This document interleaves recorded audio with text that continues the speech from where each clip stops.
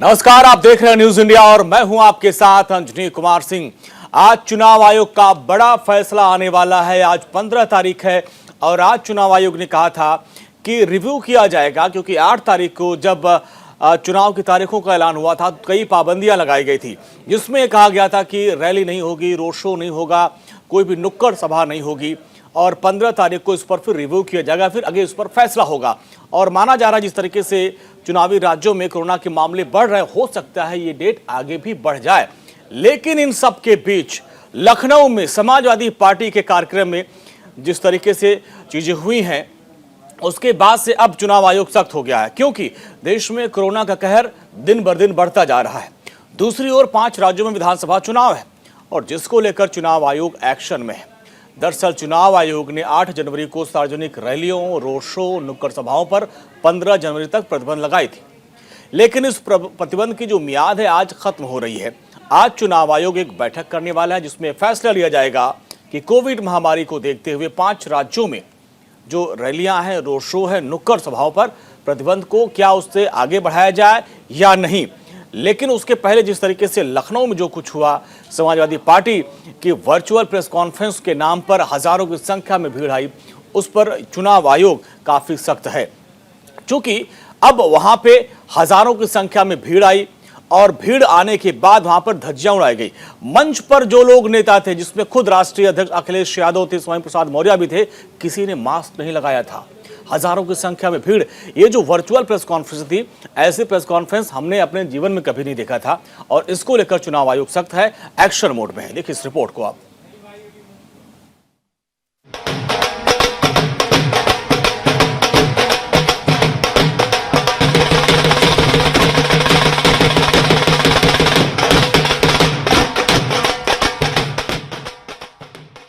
ये समाजवादी पार्टी के मुखिया अखिलेश यादव हैं। इनके चेहरे से मास्क नदारत है। ये नए नए समाजवादी हुए स्वामी प्रसाद मौर्य हैं। इनके चेहरे से भी मास्क गायब है।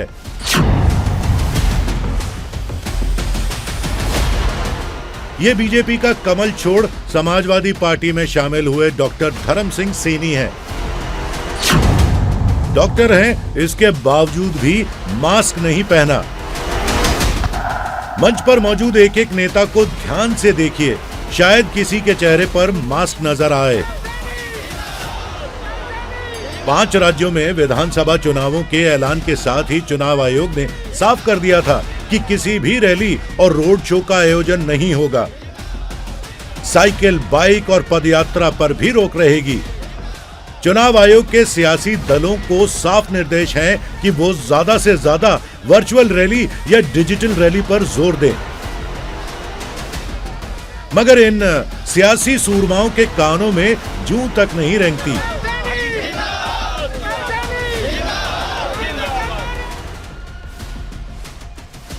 कोरोना नियमों की अनदेखी करती ये तस्वीरें उत्तर प्रदेश की राजधानी लखनऊ की हैं। यहां समाजवादी पार्टी के मुखिया अपने दल बल के साथ नजर आए। अध्यक्ष जी द्वारा स्वामी प्रसाद मौर्य जी उनके सभी साथियों का सम्मान पगड़ी पहनाकर मौका था स्वामी प्रसाद मौर्य का समाजवादी पार्टी में शामिल होने का। नए नेताओं के स्वागत में अखिलेश बाबू इतने मशगूल हो गए कि उन्होंने चुनाव आयोग के नियमों का जिक्र तो किया, लेकिन कोविड प्रोटोकॉल का पालन करते नहीं दिखे। अध्यक्ष जी द्वारा स्वामी प्रसाद मौर्य जी उनके सभी साथियों का सम्मान जोरदार तालियों के साथ। कोरोना की दूसरी लहर ने तो तबाही मचाई थी, इसके जख्म अभी तक सूखे नहीं हैं। बावजूद इसके हैरानी होती है कि इन तस्वीरों को देखकर ये वही नेता हैं जो आपको बेहतर स्वास्थ्य सेवाएं देने का दंभ भरते हैं। ये वही नेता हैं जो आपके शहरों में अच्छे अस्पताल होने का चुनावी लॉलीपॉप थमाते हैं। अध्यक्ष जी द्वारा स्वामी प्रसाद मौर्य जी उनके सभी साथियों का सम्मान पगड़ी पहनाकर। मगर चुनावी हलचल ने इन नेताओं की नैतिक सोच को भी सीमित कर दिया है। सतही सोच के साथ चुनावी सभाओं को संबोधित करते इन नेताओं ने सोशल डिस्टेंसिंग का ख्याल तो रखा ही नहीं, कार्यक्रम में मौजूद ज्यादातर समाजवादियों के चेहरे पर मास्क भी नजर नहीं आया।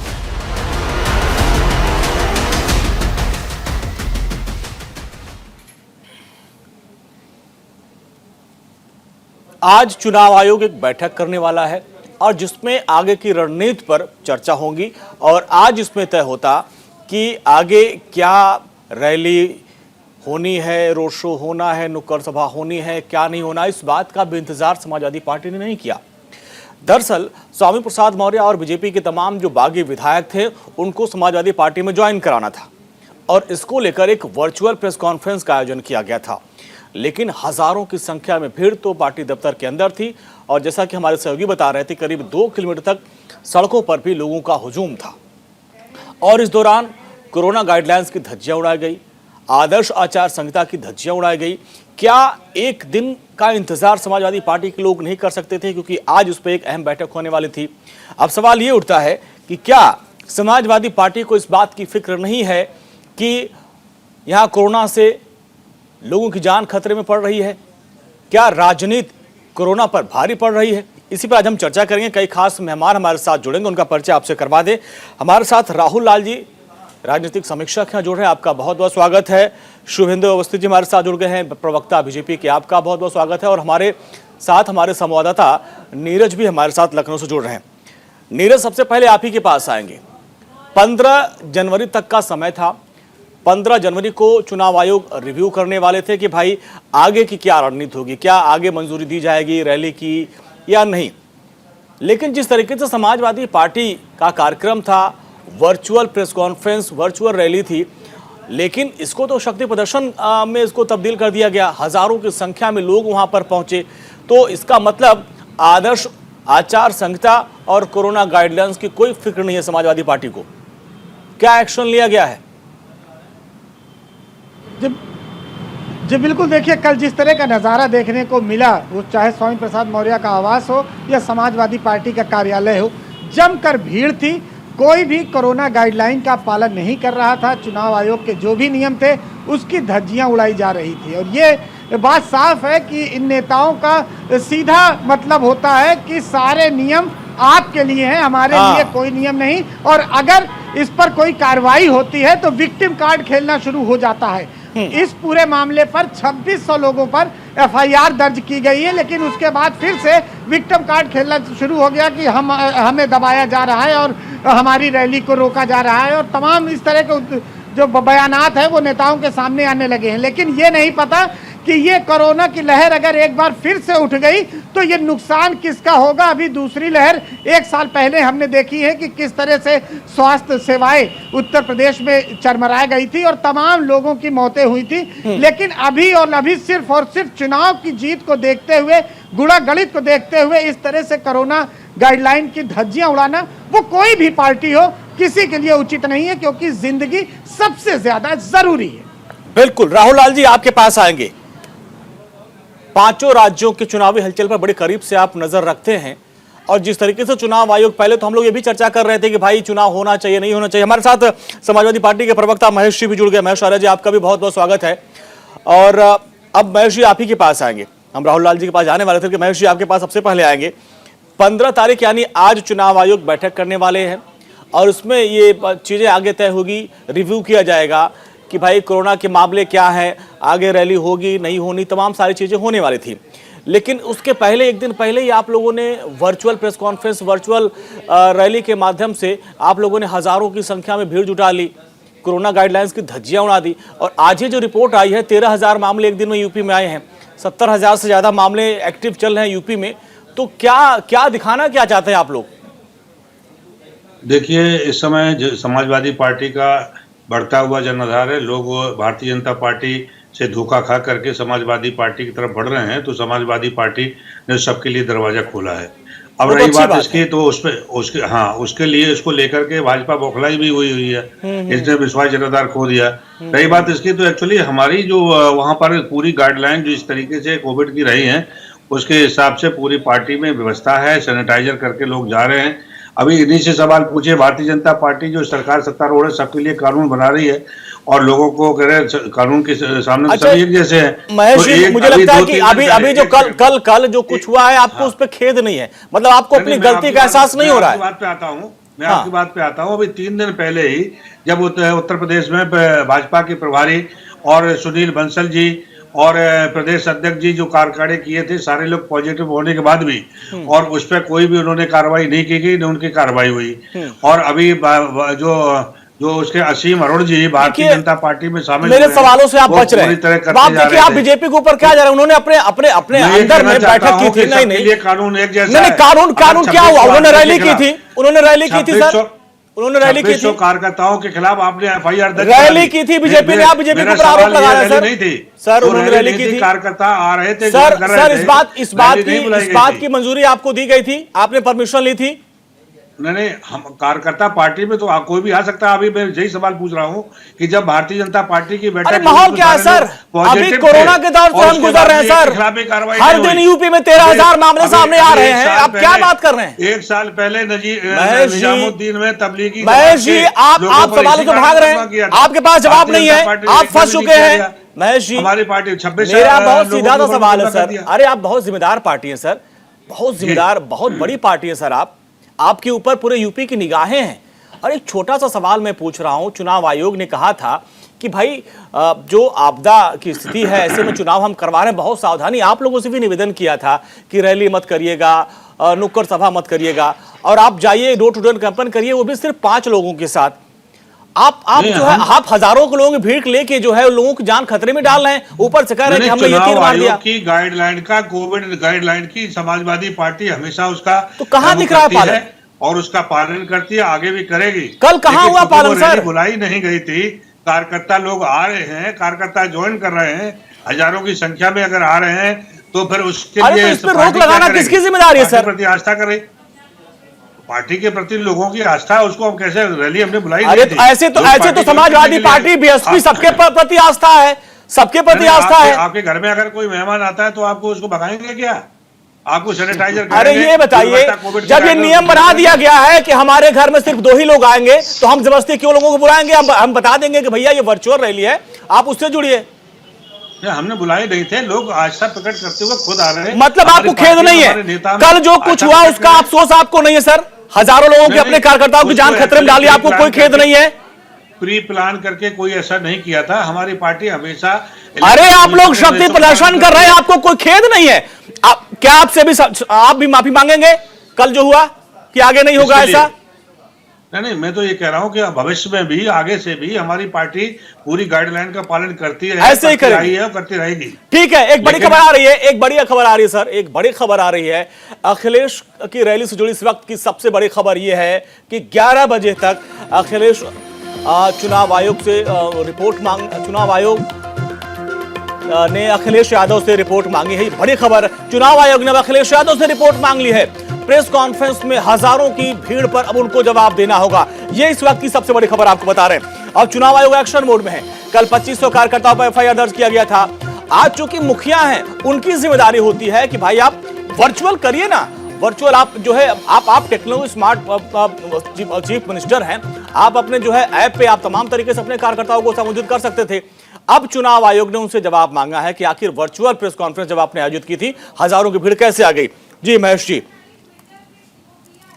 मांगा है, उसका बाकायदा हम जवाब भी देंगे, लेकिन हम जवाब ये भी मांग रहे हैं कि भारतीय जनता पार्टी के अभी तमाम लीडर कोविड से पॉजिटिव होने के बाद भी उनके ऊपर जवाब क्यों नहीं लिया? अरे उन्होंने मीटिंग बुलाई हो, काफी महेश जी, आप किस दुनिया में? क्या उन्होंने रैली की थी? बीजेपी ने रैली की थी, पॉजिटिव तो थे, कानून का उल्लंघन तो बीजेपी ने रैली की थी, कानून का उल्लंघन, जो कोविड नियम गाइडलाइन का बीजेपी ने रैली की थी सर। आपके मीडिया के लोगों ने बताया, सारे देश को पता है बीजेपी ने रैली की थी। नहीं, ये हुआ कि अंदर खाने मंथन चल रहा है। अरे अपने दफ्तर में मंथन कर रहे हैं महेश जी, कहां किस दुनिया में आप हैं महेश जी? अपने दफ्तर में वो मंथन कर रहे हैं, पक्षपात नहीं होना चाहिए, अपने दफ्तर में वो मंथन कर रहे हैं, आप भी मंथन कर रहे हैं, ऐसे खुले में नहीं, जो 3-4 दिन पहले कर चुके हैं वो काम। ठीक है शुभेंदु जी, जवाब दीजिए। ठीक है, ठीक, आपके पास जवाब नहीं महेश जी, आपके पास जवाब नहीं। शुभेंदु जी जवाब दीजिए, शुभेंदु जी जवाब दीजिए। वो कह रहे हैं कि भाई आप लोगों ने भी तो किया था, आपके भी कई नेता पॉजिटिव पा गए हैं। ठीक है महेश जी, जनता देख रही है, बहुत स्मार्ट है यूपी की जनता। यूपी की जनता 90s वाली नहीं है सर, 90s वाली जनता नहीं है, बहुत पढ़ी लिखी समझदार हो गई सर, समझदार हो गई है। एक और बड़ी खबर बता दें आपको, एक बड़ी खबर यह है, और बड़ी खबर यह है कि चंद्रशेखर आजाद को पीसी करने की मंजूरी नहीं मिली है। इस वक्त की सबसे बड़ी खबर, कोविड प्रोटोकॉल की वजह से प्रेस कॉन्फ्रेंस पर रोक लगा दी गई है। लखनऊ से आज की ये सबसे बड़ी खबर बता रहे हैं। खबर थी कि थोड़ी देर बाद चंद्रशेखर आजाद प्रेस कॉन्फ्रेंस करने वाले हैं, उस पर रोक लगा दी गई, उनको इजाजत नहीं दी गई है। शुभेंदु जी, अब देखिए, ये इस तरह का तर्क दिया जा रहा है कि भाई हमने तो हजारों की संख्या के भीड़ बुला ली, रैली की थी, उनकी आस्था थी, आ गए। आपने अपने बंद कमरे में जो वो किया था मंथन, आप लोग भी तो कोरोना पॉजिटिव पा गए थे, तो आपके ऊपर कार्रवाई क्यों ना हो? सर सुनिए, देखिए हमने जो भी बैठक करी वो कोरोना के नियमों के आधार पे करी। हाँ। कोई भी जगह पे हम बंद कमरे के अंदर यदि 5, 10, 15 लोग बैठ सकते हैं, हाँ। तो हमारा बैठने का अधिकार है। और कानून के हिसाब से, और कानून मतलब कौन सा, जो इलेक्शन कमीशन का कानून है उसके हिसाब से, उसके प्रोटोकॉल के हिसाब से हमने इंटरनल मीटिंग करी है। कल तो बैनर पे लिखा हुआ वर्चुअल बैठक, हमको ऐसा लगा भीड़ देख के कि या तो इनको वर्चुअल मतलब मालूम नहीं है क्या। चलिए आएंगे शुभेंदु जी, आपके पास आएंगे। ये देखिए, पुलिस की टीम पहुंच चुकी है चंद्रशेखर आजाद के कार्यालय पर, और जो आज प्रेस कॉन्फ्रेंस करने वाले थे उस पर रोक लगा दी गई है। कोविड नियमों को देखते हुए अब इस प्रेस कॉन्फ्रेंस पर रोक लगाई गई, क्योंकि कल भी एक प्रेस कॉन्फ्रेंस हुई थी जिसमें आपने देखा था कि किस तरह से धज्जियां उड़ाई गई थी। आज फिर जो है चंद्रशेखर आजाद एक प्रेस कॉन्फ्रेंस करने वाले हैं, और माना जा रहा था कि समाजवादी पार्टी के साथ जो है गठबंधन की बात उनकी हो चुकी है, और उसी को लेकर एक प्रेस कॉन्फ्रेंस करने वाली है। तो अब कल जिस तरीके से हुआ, अब लग रहा है कि जो चुनावी पार्टी, जो राजनीतिक दल हैं, अब प्रेस कॉन्फ्रेंस को एक बड़ा हथियार बना रहे हैं। प्रेस कॉन्फ्रेंस करिए, चुनाव आयोग ने आपको इसकी इजाजत दी है, लेकिन कोरोना गाइडलाइंस का पालन करते हुए अपनी बात रखिए, जनता तक पहुंचाइए, क्योंकि बहुत बड़ी बीमारी से हम लोग लड़ रहे हैं। ऐसे में यही एक माध्यम है कि आप सोशल मीडिया के माध्यम से, मीडिया के माध्यम से अपनी बात रखिए। सुनिए क्या कुछ कर रहे हैं पुलिस के अधिकारी। दिया गया है बिना परमिशन के प्रेस कॉन्फ्रेंस ना करें। तो ये कह रहे हैं इन्होंने खाली प्रेस कॉन्फ्रेंस करी थी, सोशल डिस्टेंसिंग को सारे नॉर्म्स इन्होंने पालन कर रहे हैं। चुनाव आयोग एमसीसी लागू हो गई, उसके पालन के गाइडलाइन के हिसाब से काम करे तो अच्छा रहेगा। उनको अवगत करा दिया गया इससे। तो इनके ऊपर कोई कार्रवाई भी होगी क्या? अगर गाइडलाइन का वायलेशन करते हैं तो उचित कार्रवाई की जाएगी। मेरा नाम है अब्बास गाजी, और रात में कल शाम को ट्वीट किया गया है प्रेस कॉन्फ्रेंस का। रात भर पुलिस सो रही थी, रात में पुलिस को जो है होश नहीं आया कि प्रेस कॉन्फ्रेंस कल सुबह होने जा रही है। जब प्रेस कॉन्फ्रेंस होने का टाइम शुरू हो गया तो 10 मिनट पहले आके जो है इस तरीके से पुलिस तानाशाह रवैया इस्तेमाल कर रही है, जो कि ये बहुत गलत है। परमिशन नहीं आता। अरे मैं पूछ रहा हूँ किस बात की परमिशन भैया? क्या प्रेस कॉन्फ्रेंस करने के लिए पुलिस ने लिख के दिया है कि प्रेस कॉन्फ्रेंस करने के लिए परमिशन लेनी पड़ेगी? और क्या अगर कुछ करते हैं और गाइडलाइन का अनुपालन नहीं करते हैं तो कार्रवाई भी होगी? हाँ, तो उनका अधिकार है, उनके हाथ में कलम है, वो कर सकते हैं। क्या अभी पीसी होगी कि नहीं होगी? क्योंकि बिल्कुल होगी पीसी जी ने कहा था आने के लिए। बिल्कुल पीसी होगी, और वो आने के लिए निकल रहे हैं, तैयार हो रहे हैं। तो चलिए ये देखिए, यहाँ पर भी कुछ टकराव वाली स्थिति है। नीरज हमारे साथ बने हुए हैं। नीरज देखिए, पुलिस को लोग पहुंच गए उनके दफ्तर पर कि भाई आपको पीसी नहीं करनी है, कार्यकर्ता करे भाई हमको पीसी करनी है, हमने पहले ट्वीट कर दिया था। क्या टकराव है ये?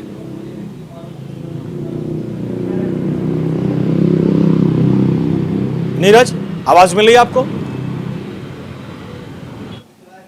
चलिए नीरज के पास हम जाएंगे, लेकिन अब देखिए चंद्रशेखर आजाद जो थोड़ी देर पहले प्रेस कॉन्फ्रेंस करने वाले थे, और अब जो है उनको इजाजत नहीं दी गई है। उनके कार्यकर्ता कह रहे हैं कि नहीं भाई हम करेंगे। ठीक है, राहुल लाल जी आपके पास आएंगे। कल एक वर्चुअल प्रेस कॉन्फ्रेंस हुई थी, एक रैली हुई थी जिसमें आपने देखा कि धज्जियां उड़ाएंगे कोरोना गाइडलाइंस की, धारा 144 की, और जो महामारी एक्ट की। अब एक और प्रेस कॉन्फ्रेंस की बात हो रही थी कि प्रेस कॉन्फ्रेंस उस पर जो है फिलहाल रोक लगा दिया गया कि अनुमति नहीं है, आप जो है जो वही गाइडलाइंस उसका उल्लंघन नहीं करेंगे। तो इस पर भी टकराहट की स्थिति दिख रही है।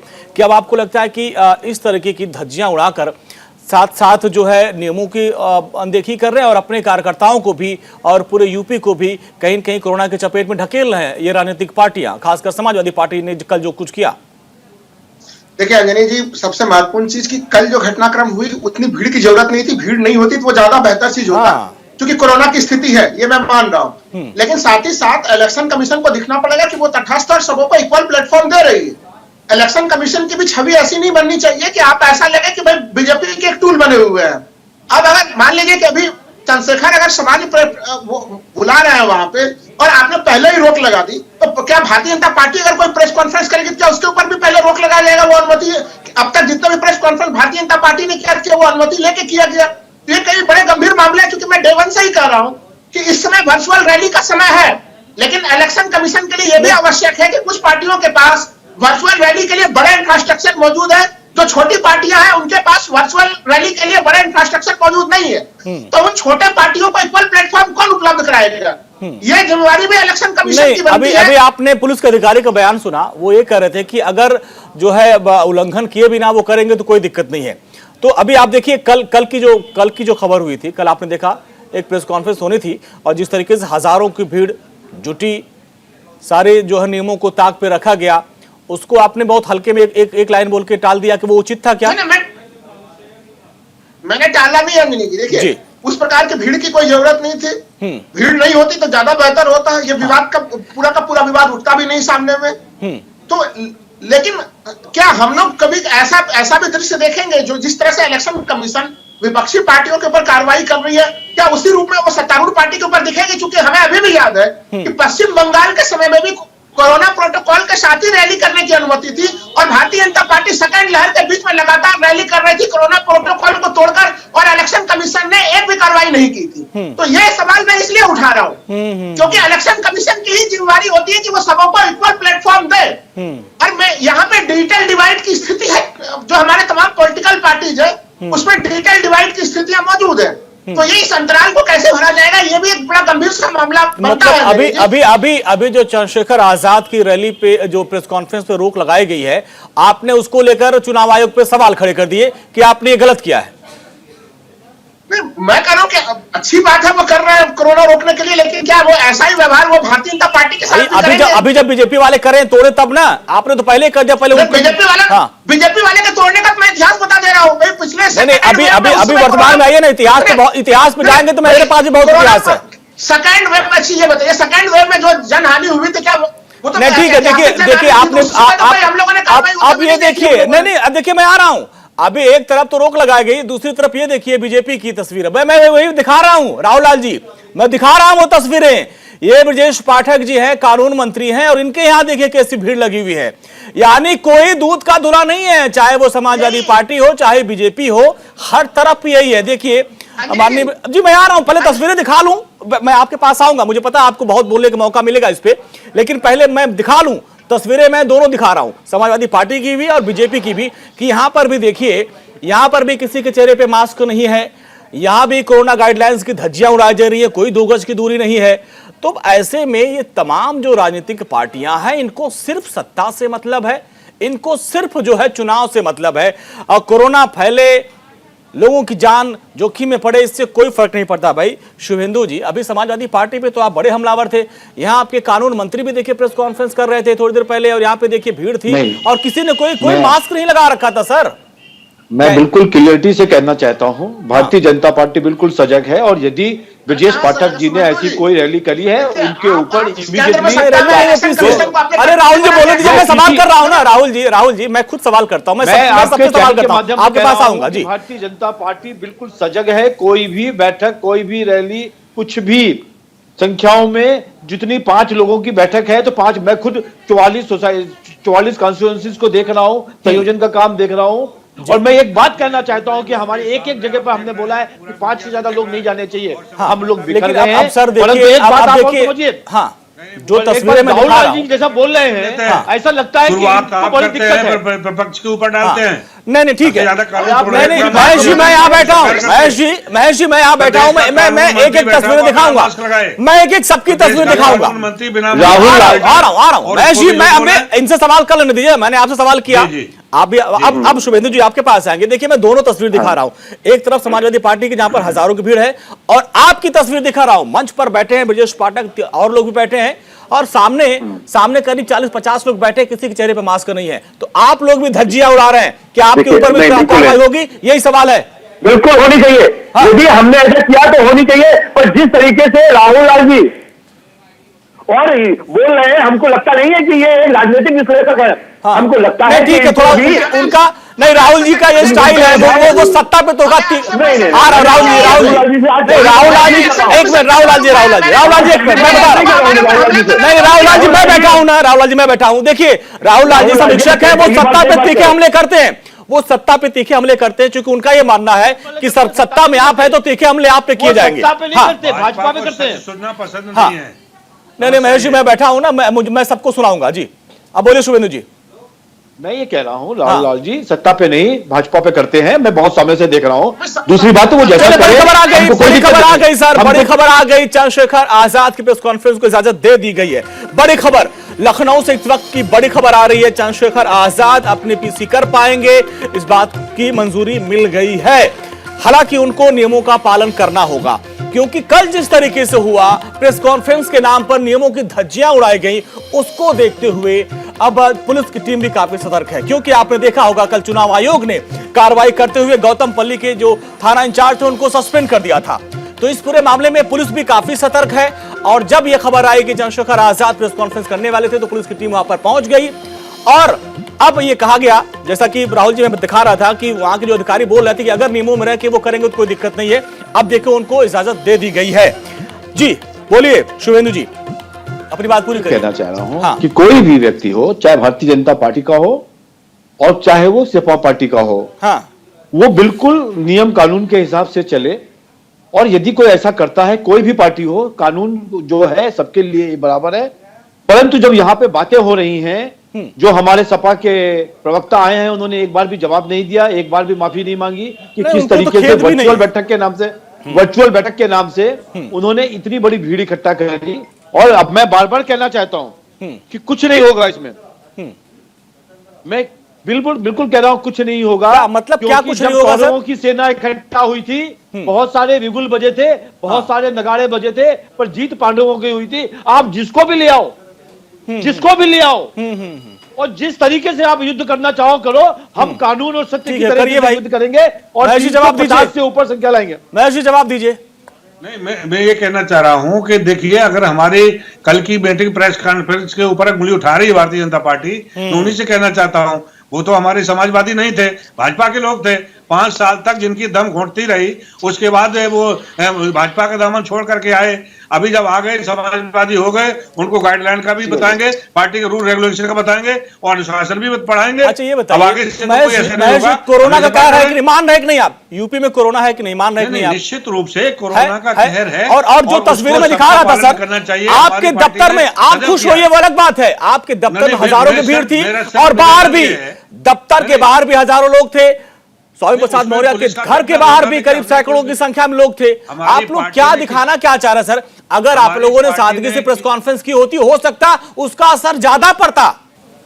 कोरोना महामारी के दौर से गुजर रहा है पूरा भारत। 5 राज्यों में ऐसे विधानसभा चुनाव होने हैं, और चुनाव संपन्न हो ना हो, इसको लेकर भी चुनाव आयोग को बड़ा फैसला करना था। हालांकि इन सब के बीच फैसला किया गया कि तमाम राजनीतिक पार्टियां चाहती हैं कि चुनाव समय पर हो। चुनाव आयोग ने कहा कि भाई कड़ाई बरतनी पड़ेगी, पाबंदियों के बीच चुनाव करना होगा। रैली आप लोगों को नहीं करनी है, रोड शो नहीं करना है, नुक्कड़ सभा नहीं करना है। हाँ, आप लोग थोड़ा डिजिटल तरीके से, चूंकि आजकल हर युवाओं के हाथ में मोबाइल है, तो आप लोग डिजिटल तरीके से कैंपेन करिए और डोर टू डोर कैंपेन करिए। लेकिन लगता है इसका असर राजनीतिक दल के नेताओं पर कुछ पड़ नहीं रहा है। इनको सिर्फ सत्ता से मतलब है। हम 2 तस्वीरें आपको लगातार दिखा रहे हैं। कल जिस तरीके से वर्चुअल प्रेस वार्ता के नाम पर समाजवादी पार्टी ने नियम कानूनों की धज्जियां उड़ाई, उसके बाद चुनाव आयोग एक्शन में है। 2500 कार्यकर्ताओं पर FIR दर्ज किया गया, थाना अध्यक्ष को सस्पेंड कर दिया गया है। इसके बाद एक तस्वीर अब और हम दिखा रहे हैं, वो बीजेपी की है। ये बीजेपी की तस्वीर में आप देखिए, ये लखीमपुर खीरी की है। मैं डिटेल बता रहा हूं, आप सब लोग, शुभेंदु जी आप भी और राहुल लाल जी आप भी, वैसे सुनिए। ये लखीमपुर खीरी की तस्वीर है, और ये है 13 जनवरी यानी परसों की खबर है। ये ब्रह्मनपुर में प्रबुद्ध सम्मेलन का आयोजन किया गया था, जिसमें मुख्य अतिथि के तौर पर ब्रजेश पाठक जी पहुंचे थे, और वहां पे तमाम लोग भी थे। हालांकि वहां हजारों की भीड़ नहीं थी, लेकिन 50-60 लोग जो भी थे, प्रबुद्ध वर्ग के लोग। और वहां पर भी जो तस्वीरें हम दिखा रहे हैं, मास्क लगभग लोगों ने नहीं लगाया है, तो धज्जियां वहां पर भी उड़ाई गई हैं। अब शुभेंदु जी, ऐसे हम लोग कैसे कोरोना से लड़ेंगे? भाई कोरोना से भी लड़ना है, चुनाव को भी लड़ना है, तो क्या ऐसी मजबूरी है आप लोगों की? आप सभी पार्टियां, आप लोग कोरोना गाइडलाइंस का पालन क्यों नहीं कर सकते हैं? सर देखो, एक जगह पे 40-50 लोग हैं, हाँ, और एक जगह पे 30-40 हजार। 5 की तो इजाजत है ना सर, 5 की तो नहीं, मेरी बात सुनिए। ये बंद कमरे की बैठकें हैं, कोई बाहर बैठकें नहीं। नहीं, ये प्रबुद्ध सम्मेलन था आपका सर, प्रबुद्ध सम्मेलन बंद कमरे के अंदर है, बंद कमरे के अंदर है। कोई बाहर बैठक नहीं, तंबू लगा के कोई बैठक या रैली नहीं करी जा रही है। प्रबुद्ध सम्मेलन के अंदर 30-20 लोगों से लेकर 40 लोगों के बीच हम लोग बैठक कर सकते हैं, उसके लिए परमिशन भी ली गई है। आपने अभी जब बोला तो दोनों चीजों की मैंने चेक करा है और उसमें परमिशन है। उसमें आपने विजुअल देखा सर, जो कुर्सियां लगाई गई थी? देखिए वो मैं कह रहा हूं, तो यही तो सवाल है सर। नहीं लगाया आपने बताया। हाँ, ये सवाल है, इसको हम और ध्यान रखेंगे। पर कोई भी कानून नहीं तोड़ा है, परमिशन ली गई है और 40 लोगों के लिए परमिशन नहीं, वहां के स्थानीय प्रशासन से जो हमारे पास खबर आ रही है उनको भी पता नहीं है कि आप लोगों ने प्रबुद्ध सम्मेलन वहां पे किया है। 40 से 50 लोगों की मीटिंग के लिए लेटर है, कापी है, साइन कापी है। हाँ, नीरज जो गाइडलाइंस है चुनाव आयोग की, अब बीजेपी की तरफ से कहा गया भाई हमने प्रबुद्ध सम्मेलन किया, बंद कमरे में 40-50 लोगों के साथ किया है, तो इसमें कोई वायलेंस नहीं हुआ है, कोई हमने उल्लंघन नहीं किया है। नहीं, देखिए, अगर आप चाहे 50 लोग हो या 60 लोग हो या 2000 हो और 10,000 हो, हाँ। अगर 5 से अधिक लोग हैं तो उसको थोड़ा बचाव करना चाहिए। इसमें समस्या ये है, चाहे वो भारतीय जनता पार्टी के लोग हों, चाहे वो समाजवादी पार्टी के लोग हों, पार्टियां आती जाती रहेंगी, लेकिन जो संकट है हमें कोरोना से भी लड़ना है और चुनाव को भी लड़ना है। तो सभी पार्टियों की ये जिम्मेदारी है। ये नहीं कि हमारे पास 5 है, भाजपा वालों को नहीं होगा कोरोना, सपा वालों को हो जाएगा क्योंकि वो भीड़ में थे, ये कम भीड़ थी तो यहाँ नहीं होगा। ये 50 लोग भी अगर इसमें से 10 लोग कोरोना संक्रमित हो गए तो वो 50 में हो जाएगा। ये सभी जो है इसी समाज के लोग हैं। आज जो भाजपा में है कल वो सपा में चले जाएंगे और ये हमने देखा है। ये सपा भाजपा की राजनीति होती रहेगी, लेकिन जो कोरोना का संक्रमण है आम आदमी पर सबसे ज्यादा खतरा है। देखिए, आपको कुछ भी हो सकता है शुभेंदु जी, कुछ भी हो सकता है, कुछ भी हो सकता है। राहुल लाल जी आपके पास में आ रहा हूँ। राहुल लाल जी मैं आप ही के पास आ रहा था जी। नहीं जाएंगे, ठीक है, वो जो क्या होगा तो वो दुनिया देख रही जी। अरे सर, प्रत्यक्षम किम प्रमाणम जी। राहुल लाल जी आपके पास आ रहे हैं, क्या आपको लगता है, सवाल ले लीजिए सर, क्या आपको लगता है कि जो हमारे सभी राजनीतिक, मुझे पता है कि आप जो है चुनाव आयोग पे जाएंगे या बीजेपी पे जाएंगे, लेकिन मेरा सवाल सबसे है, आपसे मेरा सवाल है कि क्या सभी राजनीतिक पार्टियां, इसमें सिर्फ बीजेपी या सपा की बात नहीं कर रहे, क्या सभी राजनीतिक पार्टियों के लिए कोरोना से लड़ना प्राथमिकता नहीं, चुनाव लड़ना ज्यादा प्राथमिकता है क्या? जो सभी पार्टियां, मैं सभी पार्टियों की बात कर रहा हूं राहुल जी, सभी पार्टियां धज्जियां उड़ा रही है। अंजनी जी देखिए, बड़ा गंभीर सवाल है, मैं गंभीरता से जवाब दे रहा हूँ। चाहे देखिए, जो पार्टियों ने अब तक जो नजीर तैयार की है उसमें कोरोना प्रोटोकॉल का पालन करते हुए पार्टियां नजर नहीं आ रही हैं। ये मानना पड़ेगा।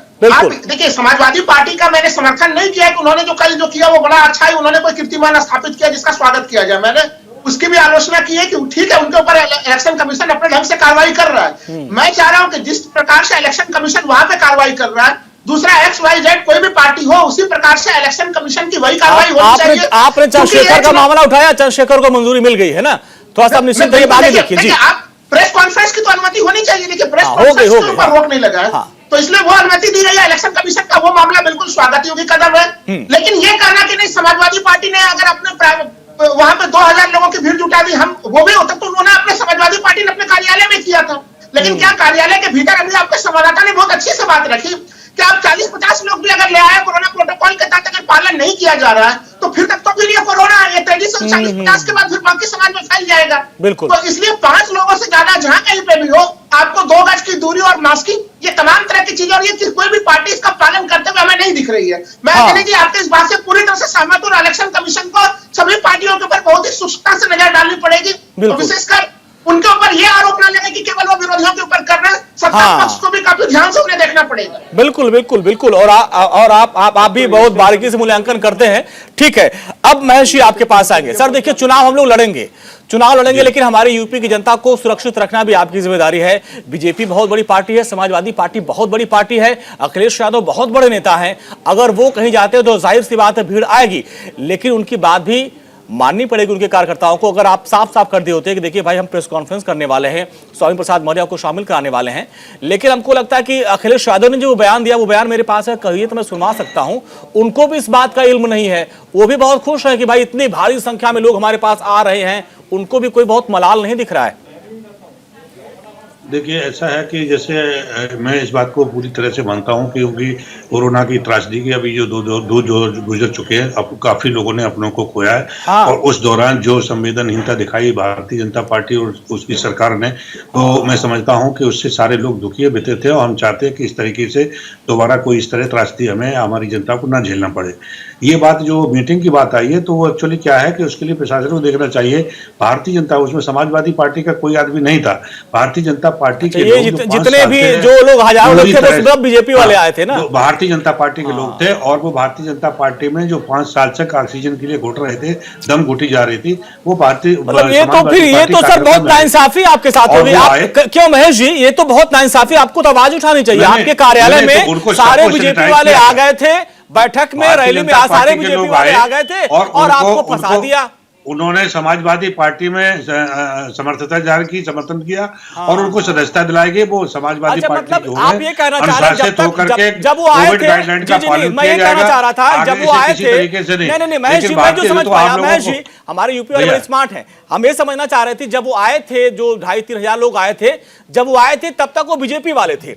इसके बाद जब उन्होंने पार्टी ज्वाइन कर ली तब वो सपा वाले हो गए। तो यानी जो एफआईआर वो बीजेपी के ऊपर सैनिटाइज किया गया। अच्छा, सैनिटाइज करके आ गए थे। व्यवस्था रहती है। अच्छा, सैनिटाइज करके वो आए थे, हजारों की संख्या में आए थे और वायरस को खत्म कर दिया। धन्यवाद देना चाहता हूं कि आपने निष्पक्षता के साथ वो तस्वीरें भी दिखा दी, जिन तस्वीरों को, गाइडलाइन को भारतीय जनता पार्टी ने तोड़ने की पहले शुरुआत की। भाई देखिए शुभेंदु जी गजब करते हैं आप लोग। अपने 2,500-3 हजार कार्यकर्ताओं को आपने भेज दिया वहां पे, नहीं 2,500-3 हजार कार्यकर्ताओं को भेज दिया और पहले वो तो बीजेपी के कार्यकर्ता बन के उल्लंघन कर दिया, फिर वो समाजवादी पार्टी में हो गए तो उनके ऊपर केस करवा दिया आपने। बहुत नाइंसाफी करते हैं आप लोग शुभेंदु जी। साहब ये सब बातें सुन के हमको कुछ जवाब नहीं देने को बनता, लगता है इनके ऊपर हंसी आती है। तो हंस लीजिए। और ये मानसिक विकलांगता है, हंसी तो पूरी जनता को आती है। मानसिक विकलांगता है, ऐसी बातें कर रहे हैं। हमेशा झूठ बोल के जनता को काम किया। नहीं मैं देखिए बहुत क्या बात है। देखिए वो आपके वरिष्ठ कैबिनेट मंत्री बोल रहे हैं। हाँ। और पूरे प्रदेश की जवाब तो ले लीजिए महेश जी, जवाब ले लीजिए महेश जी, जवाब ले लीजिए। बहुत बड़ी साजिश बीजेपी ने की थी, बहुत बड़ी साजिश बीजेपी ने की थी महेश भाई के मुताबिक कि 2500 कार्यकर्ताओं को बीजेपी को भेज दिया और बाद में उन्होंने समाजवादी पार्टी को ज्वाइन कर लिया, लेकिन आए तो थे वो बीजेपी के कार्यकर्ता बन के। शुभेंदु जी तो केस तो आपके ऊपर होना चाहिए था। महेश जी ऐसी बातें, आप लोग समाजवादी पार्टी का कुनबा बढ़ रहा है, खुश नहीं है उससे आप लोग। सुन तो लीजिए महेश जी, सुन लीजिए, अब सुन लीजिए महेश जी। महेश जी मैंने आपका ही सवाल रखा है जी, बोलिए शुभेंदु जी बोलिए।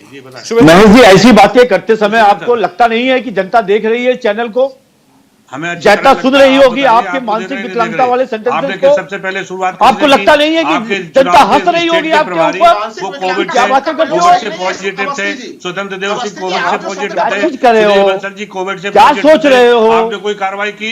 आपने कोई माफी मांगी? यार आप सुनना भी करो, आप सुना भी करो। मैं ये कह रहा हूँ आपकी बातें सुनकर जनता हंस रही है। कोविड नियमों की सबसे ज्यादा धज्जियां इससे पहले जो आप आगे तो सुनते ही नहीं हो। कोई बात है शुभेंदु जी, आप बोलते जाइए। यही तो देखिए आप लोग फंसा रहे समाजवादी पार्टी को। आप लोग समाजवादी पार्टी को मैंने एक बात कार्यकर्ता भेज के भीड़ बढ़वा देते हैं आप लोग, नाम दे देते हैं समाजवादी पार्टी का। आप लोग महेश जी इतना बड़ा काम कर रहे हो आप, साइकिल के अंदर चल रहे हो, साइकिल पे हाथी को भी बैठा लेते हो। मैं ये कह रहा हूँ कि ये लोग, जनता क्या कहेगी कि भारतीय जनता पार्टी ने लोगों को भेजा, उनके कानून तोड़े और उनके यहाँ ज्वाइन करा दिया। एक्शन भारतीय जनता पार्टी ने अपने लोगों के ऊपर ही करा दिया। वाह भाई वाह महेश जी, ऐसा कम से कम ड्रामा मत करो। जनता पढ़ी लिखी हो गई है, देखिए अभी पढ़ी लिखी हो गई है। अच्छा महेश जी एक गंभीर सवाल, अब देखिए बहुत गंभीर सवाल है। अब देखिए आपने जो बोला उस पर हमने काउंटर ले लिया। अब एक गंभीर सवाल महेश जी आप बहुत बड़े देखिए राष्ट्रीय प्रवक्ता है, आपको पूरा देश सुन रहा है। महेश जी सवाल ले लीजिए। आप बहुत बड़े प्रवक्ता है सर, बहुत अच्छी तरीके से अपने पार्टी का पक्ष आप रखते हैं। सर आपसे सवाल मेरा ये है, देखिए जो कार्यकर्ताओं ने किया ठीक है, वो कार्यकर्ता उत्साही होते हैं, लेकिन मंच पर जो 25-30 लोग थे, बड़े नेता थे, खुद अखिलेश यादव जी थे, स्वामी प्रसाद मौर्य जी थे, सैनी थे, और जो कि खुद अभी आयुष मंत्री भी थे, इतने लोग सारे लोग थे। कम से कम सर उनको तो जो अगर मास्क लगाए रहते तो हो सकता है उनके कार्यकर्ता भी फॉलो करते। वो लोग ही नहीं करेंगे तो बाकी लोग कैसे करेंगे सर?